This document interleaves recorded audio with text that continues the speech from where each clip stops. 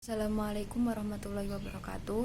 Nama saya Mas Ripa Hidayati, NIM 93120619. Saya dari kelompok 11 akan menjelaskan materi dari kelompok 5 yang berjudul Pedoman Bantuan Hukum menurut Undang-Undang Nomor 16 Tahun 2011 tentang Bantuan Hukum. Yang pertama, saya akan menjelaskan latar belakang yang menjadi dasar pembentukan Undang-Undang Bantuan Hukum. Pemberian bantuan hukum adalah salah satu perwujudan dari amanat pasal 28D ayat 1 Undang-Undang Dasar 1945 yang menyatakan setiap orang berhak atas pengakuan, jaminan perlindungan, dan kepastian hukum yang adil serta perlakuan yang sama di hadapan hukum.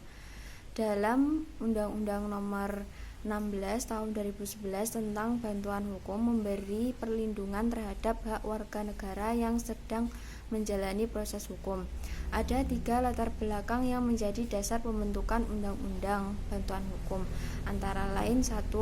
Jaminan negara terhadap hak konstitusional setiap orang untuk mendapatkan pengakuan, jaminan keamanan, jaminan perlindungan, dan kepastian hukum yang adil serta perlakuan yang sama di hadapan hukum sebagai sarana perlindungan hak asasi manusia. Yang kedua, negara bertanggung jawab terhadap pemberian bantuan hukum bagi orang miskin sebagai perwujudan akses terhadap keadilan. Bantuan hukum yang dimaksud dalam Undang-Undang Bantuan Hukum adalah jasa hukum yang diberikan oleh pemberi bantuan hukum, yaitu lembaga bantuan hukum atau organisasi yang memberi pelayanan bantuan hukum secara cuma-cuma kepada penerima bantuan hukum. Yang ketiga, pengaturan mengenai bantuan hukum yang diselenggarakan oleh negara harus berorientasi pada terwujudnya perubahan sosial yang berkeadilan. Selanjutnya yaitu tujuan bantuan hukum. Menurut pasal 3 Undang-Undang Bantuan Hukum, penyelenggaraan bantuan hukum bertujuan 1. Menjamin dan memenuhi hak bagi penerima bantuan hukum untuk mendapatkan akses keadilan. Yang kedua, mewujudkan hak konstitusional segala warga negara sesuai dengan prinsip persamaan kedudukan dalam hukum. Ketiga, menjamin kepastian penyelenggaraan hukum. Bantuan hukum dilaksanakan secara merata di seluruh wilayah negara Republik Indonesia. Yang keempat, mewujudkan peradilan yang efektif, efisien, dan dapat dipertanggungjawabkan. Penjelasan selanjutnya yaitu hak dan kewajiban penerima bantuan hukum.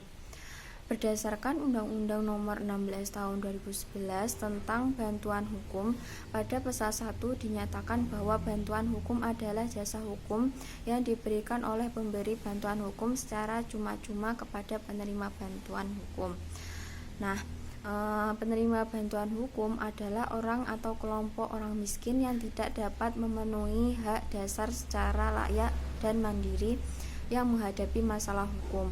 Sedangkan dalam SEMA nomor 10 tahun 2010 tentang pedoman pemberian bantuan hukum, pasal 27 dinyatakan bahwa yang berhak mendapatkan jasa dari pos bantuan hukum adalah orang yang tidak mampu membayar jasa advokat, terutama perempuan dan anak-anak serta penyandang disabilitas, sesuai peraturan perundang-undangan yang berlaku.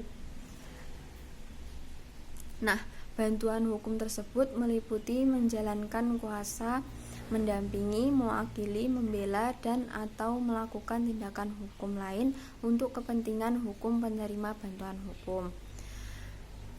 Dalam pasal 12 dan 13 Undang-Undang Bantuan Hukum mengatur hak dan kewajiban penerima bantuan hukum.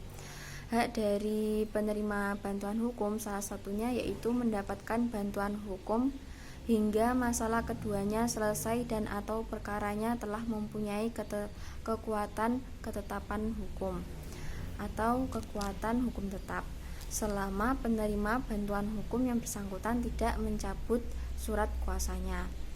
Nah, ada pula kewajiban dari penerima bantuan hukum, salah satunya yaitu menyampaikan bukti, informasi, dan atau keterangan perkara secara benar kepada pemberi bantuan hukum. Ada syarat-syarat memberi bantuan hukum yang meliputi 1. Berbadan hukum, 2. Terakreditasi berdasarkan Undang-Undang Bantuan Hukum, yang ketiga memiliki kantor atau sekretaris yang tetap, 4. Memiliki pengurus, yang kelima memiliki program bantuan hukum. Nah, Undang-Undang Bantuan Hukum memberikan hak kepada pemberi bantuan hukum untuk melakukan rekrutmen terhadap advokat, paralegal, dosen, dan mahasiswa Fakultas Hukum, serta untuk melakukan pelayanan bantuan hukum. Sementara itu, pemberi bantuan hukum diberikan kewajiban salah satunya yaitu melaporkan kepada Menteri tentang program bantuan hukum. Selanjutnya yaitu persyaratan untuk memperoleh bantuan hukum. Dalam Undang-Undang Nomor 16 Tahun 2011 Pasal 1 Ayat 5 dijelaskan bahwa standar bantuan hukum adalah pedoman pelaksanaan pemberian bantuan hukum diselenggarakan oleh menteri dan dilaksanakan oleh pemberi bantuan hukum yang telah memenuhi persyaratan. Sehingga untuk memperoleh bantuan hukum, pemohon bantuan hukum harus memenuhi syarat-syarat tertentu.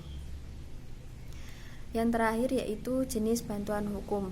Jenis bantuan hukum ini dibagi menjadi 2, yaitu secara litigasi dan non-litigasi. Secara litigasi itu berarti di dalam pengadilan, untuk yang non-litigasi itu di luar pengadilan.